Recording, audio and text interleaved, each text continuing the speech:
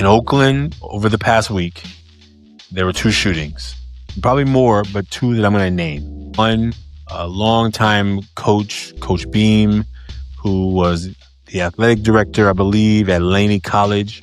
I don't know the story of what happened, what took place, but he was shot and subsequently died due to those injuries. And the school that he used to teach at, that he was a coach at, that he was a coach for many, many years, there was a shooting at that school. A young man shot.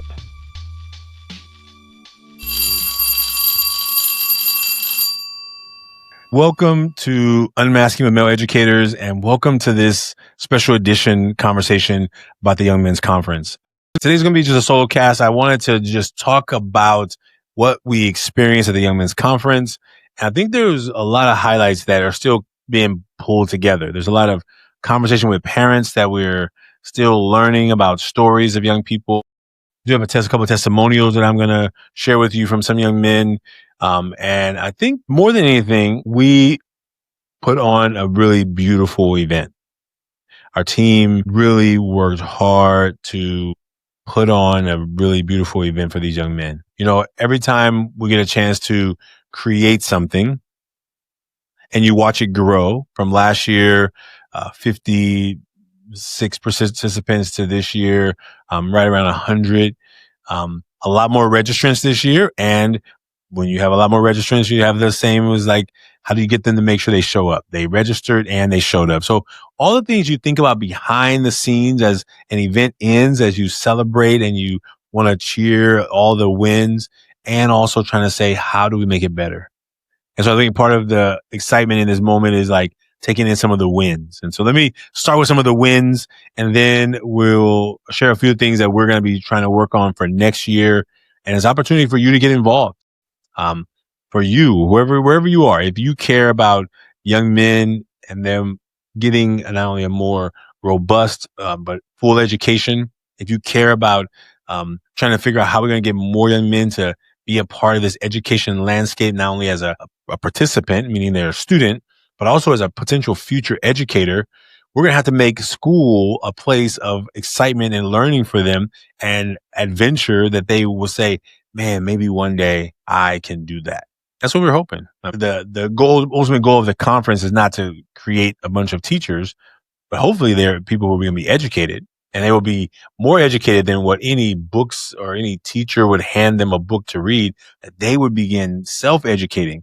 And that's the hope for this Young Men's Conference. So I'm going to share a few things about the Young Men's Conference, and then we're going to just share some highlights for what we're planning for next year, because there's a lot of excitement on the horizon for next year, not only as we're having these conversations, but as we are thinking about where are we going on the next phase of this work. So let's start with a Young Men's Conference. About 100 participants in the late 90s.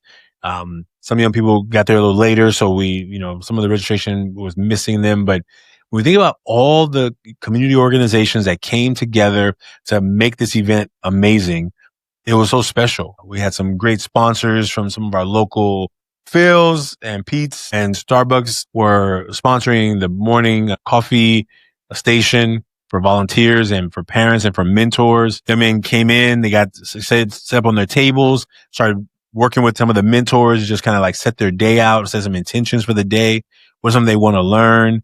If they hadn't already chosen their workshops, they got to choose two workshops, choose one workshop for the educational and creative track, and then choose one workshop for the fun and challenging track. In the educational and creative track, we had an artist there making art with students. They were painting. We had boys who write, young men who want to either write poetry, music, write a graphic novel. So young men got to select one workshop from each track. There was the fun and challenging track, and there was the educational and creative track. The 5 workshops for each. So the fun and challenging were Ultimate Fitness Challenge, the boxing and self-defense, cold plunge, inflatable challenges, and science on the court. Those are the sections for fun and challenging. And then for the educational creative, there was arts and entrepreneurship, gentleman conduct, global storytellers project from the organization Boys Who Write, hip hop therapy by Beats, Rhymes, and Life, and making something out of nothing by Tommy Solati Shepherd from the Alphabet Rockers. And we've been posting and giving shout outs to all of our speakers throughout the week. And you'll see it on our website. If you go to ever4club.org, you'll be able to see all the speakers that were there. Just an incredible day. We've been putting out some reels, and there's some content coming out soon that will show you highlights, testimonials from young men, from parents. Just a beautiful day that it was. Now, if you were around last year, if you know about last year's conference, it was our first one, and this was a tremendous growth from that conference. In addition to not only a growth from that conference, this year's conference also was in a bigger venue. So we had Claremont Middle School, which is a beautiful space. They have a new multi-purpose room that we were the first big conference they've had there, which is really exciting for us. And we're super excited about partnering with them again in the future. There were parents there dropping students off in the morning. Parents went off and did their thing, came back at the end of the day to pick them up. There were prizes. After the young men got in to get settled in with their mentors, the mentors for the day, those were volunteers as well, who volunteered to be there for the whole day. They actually were there more than the whole day. They didn't need to be there at 8 o'clock in the morning. So they were there for about 8 hours, dedicating their time on a Saturday to support young men in our community. We are so grateful for every volunteer who showed up. And the young men, you could see it in their faces that for the most part, most of them were really deeply there, present, engaged. And some may not have been all the way there. But guess what? What we had was a net positive experience for these young men in their communities. And our hope is that for the 40 plus of them that decided to join the brotherhood community, that those young men are now going to take this work and move forward. So as we prepare for the next year's conference, which will be November 2026, they will be a part of the planning, the organization, and the infrastructure. Ideally, my goal is to have them front center stage. But it was a beautiful thing that there was a team of people handling everything behind the scenes. Eloy, who was the event planner, Parth was taking care of the volunteers, Alberto, who had curated the workshops and made sure that workshop participants they knew where to go, where their rooms were. Antoine, who had went out to schools and trying to do the recruiting.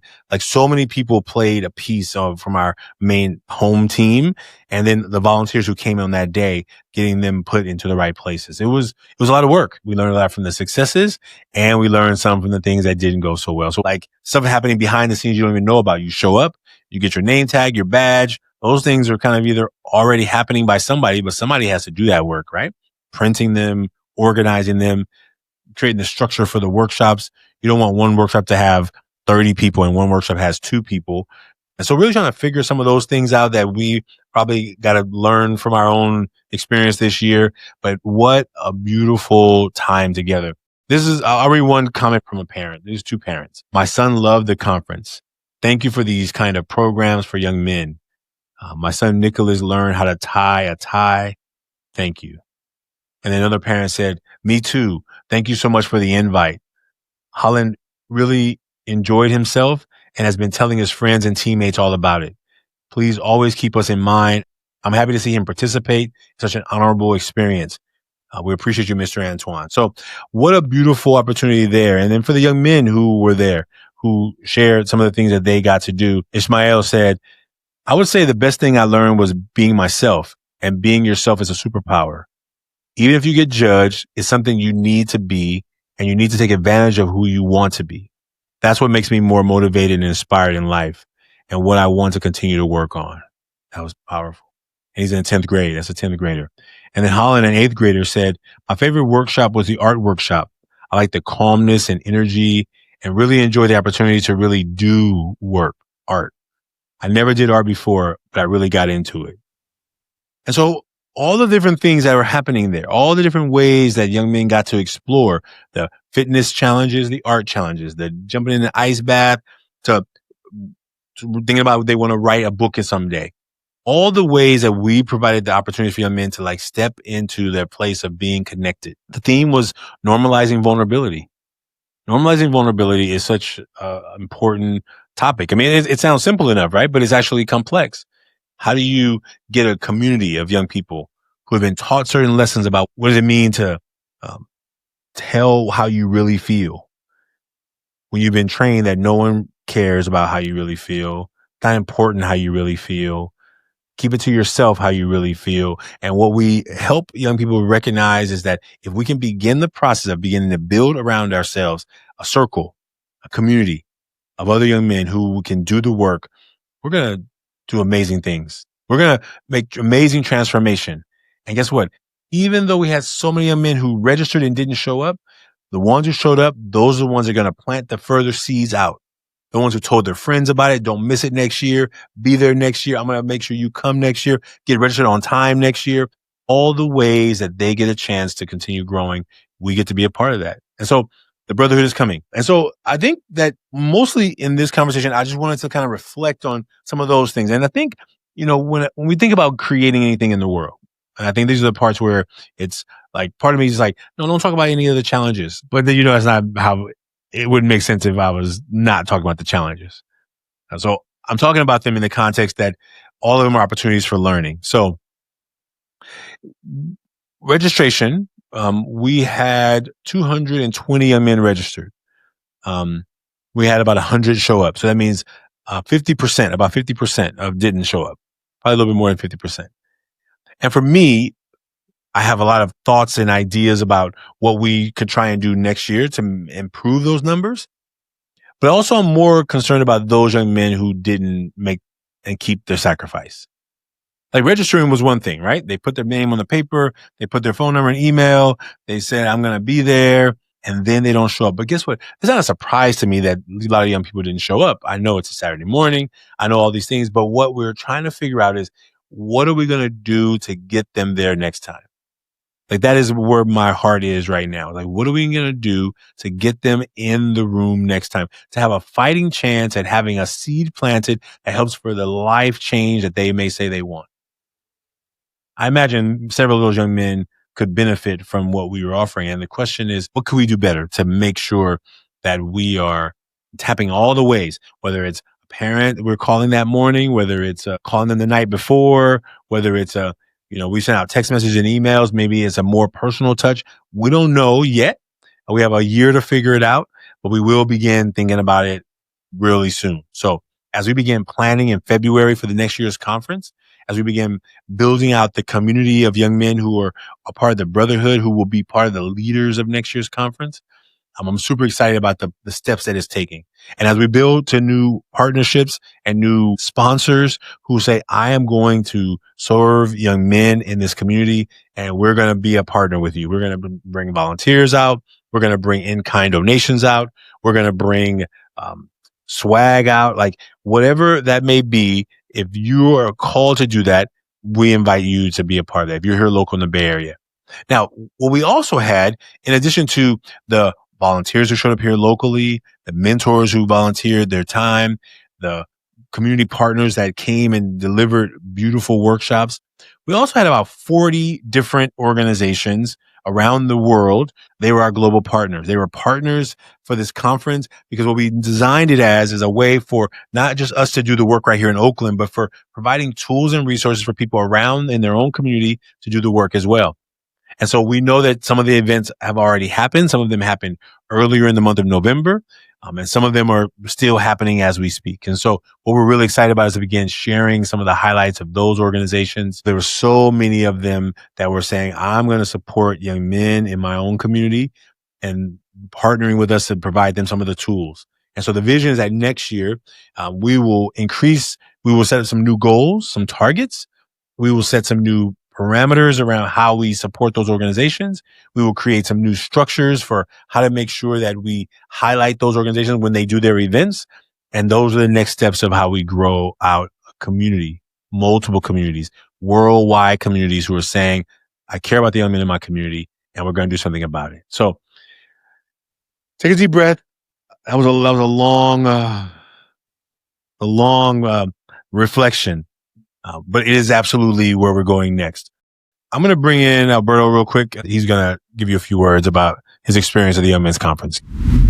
Hi, my name is Alberto Sanchez, and my overall experience at the Young Men's Conference was very, very different from the first one, just because it was way more busy. there was way more workshops than the first time. The first time there was only 3. So I got to experience and be there with the young men more the first time. The second time, which is a good thing because I was more busy, there was more work for me to do. So I was running around helping and checking in through all 10 different workshops. Something that stood out to me was the way that everyone was engaged. Of course, there was some students that, were kind of like doing their own thing, not really engaged. But for the most part, most of the students were like 100% giving it their all, which is why we had the Young Men's Conference, so we could push students to step out of their comfort zones and to step into that new role or that new adventure, which is basically what I did too, because all of that was very new to me. Very proud of everyone who contributed into making the Young Men's Conference happen. Eloy, Parth, Ashanti, Katrina, me, and all the volunteers were awesome. They were very helpful. I'm very excited for the next one. My name is Parth Savla. In my current role, I'm the director of the Million Mask Movement, and I had the amazing privilege of running registration and managing volunteers during this Young Men's Conference.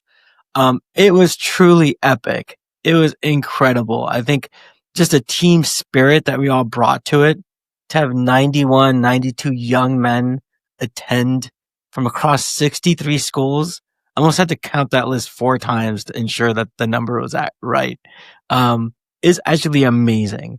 And then there were so many parents who also had sons, multiple sons that attended as well. And that was really groundbreaking because a lot of the youth these days, particularly after COVID, are just missing certain skills. The ability and the opportunity to just unleash the inner fire that they have as young men and be really supported by a diversity of mentors and older men, brothers, uncles, who are really just there to push them along. One story that I really remember is actually it's on our Instagram feed of a young man with glasses, and he's in this ice bucket challenge.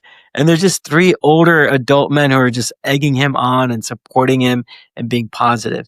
And just to have those kinds of experiences and those seeds drop really deep for the young men that are in this generation, honestly, post-COVID, it just makes a tremendous difference. And we're still getting testimonials from parents and also volunteers of the incredible experience that they had. So it was really tremendous. And so our team is really excited. We're already planning the next year's conference with the leadership and vision of Ashanti Branch here, and we're just ready to rock and roll. So just big mad props to the team, to the parents, and of course the young men that attended. All right, folks, thank you for all your support. If you shared one of our posts, if you liked it, if you told somebody about the conference, if you even just checked it out yourself and clicked the like and whatever you did to kind of help amplify this work, we appreciate you. We can't do it without you. We can only continue to know that it's working when we see the reflections out in the world. So thank you for being a part of that. This Young Men's Conference was a beautiful success for us. And as a person who has big goals and big dreams, sometimes it's hard to accept the successes because I'm always kind of I'm looking forward to the next event. And I know the importance of taking a moment. I know the importance intellectually, taking a moment, celebrating the win as we are in the journey for the next step. That's what Parker Palmer calls the critical gap, right? I'm asked to stand in the critical gap between the way things are right now and where I want them to be in the future. I don't have to be stuck where they are right now, but I'm in the gap between where they are right now and where I hope them to be in the future. And as I look towards 2026, as we look to coming and reflecting about what we experienced, what we saw, what we noticed in the young lives that are going to be transformed, the young people this year who are going to inspire their friends next year, this is what we have to do. In Oakland, over the past week, there were 2 shootings, probably more, but 2 that I'm going to name. One, a longtime coach, Coach Beam, who was the athletic director, I believe, at Laney College. I don't know the story of what happened, what took place, but he was shot and subsequently died due to those injuries. And the school that he used to teach at, that he was a coach at, that he was a coach for many, many years, there was a shooting at that school. A young man shot. And listen, I want us to know that a lot of the things that we're experiencing around the world, not only what we're experiencing in Georgia at the conference that I presented at this past week, where on the night before the conference, a young man died by suicide. Coming to a youth conference, trying to get the young people excited and pumped up, and knowing that some of them are carrying the weight of just something that happened less than 12 hours before is difficult. And sometimes adults, we sometimes forget that young people are navigating emotions and grief and challenges in life and the wide world web that we have weaved for them, that sometimes things are falling through the cracks. Their wellness, their health and safety, their belief in themselves, their belief in a world that they are going to see the future better than it was yesterday. Sometimes those things are just seeming to be falling apart. And what we get to do, whoever forward, we get to say, we see you. There's more to you than anybody can see by just looking at you. And so I invite you, if you are not yet a part of this movement, if you're not following us in some other ways, if you're not telling somebody about the work, I just ask from the bottom of my heart that if you haven't made a mask, go do that. That's it takes about 5 minutes. So whatever your time is valued at worth, to take that 5 minutes and make a mask. And we appreciate you for being a part of this journey with us. There's a lot of excitement going to happen in 2026, and we want you to be a part of it. And so the way it works is just taking these small steps. We try and make action items really small and doable. So if you haven't yet made a mask, I invite you to go make a mask. If you've already made a mask, we invite you to tell someone in your life, invite them to go make a mask. That can happen at millionmask.org. And for all the young people who came out on November the 8th, and for all the parents who brought their sons from all over the Bay Area, as far as San Jose and the Peninsula, who brought their sons out to the event, and for all the mentors who came out and spent the whole day with us, and for the volunteers who took time out of their lives, and for our team who dedicated not only time of work, but heart and soul to this event, and for our social media team and our videography team, Ro, Ryan, for behind the scenes, Celeste and Motion and Gerald, for all the people who were part. For this year, we had a photographer, so you were going to see some amazing still images that we did not have before because we were just using my phone last year. This year, we are trying to tell the story in a brighter, better way. And hopefully, as you get involved, as you tell someone about it, as you support the young men in your own community, you'll see that it just takes starting. Starting is where it begins, and then let the seeds do their magic as you grow a movement in your own community.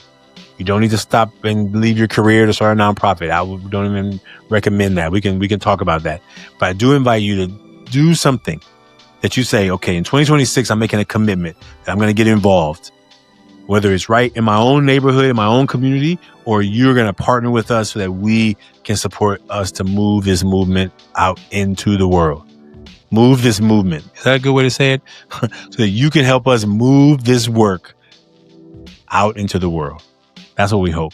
As we look forward to. And we look forward to seeing you again soon. Take care, everybody. See you next time. Thank you. Signing off from here in our office here.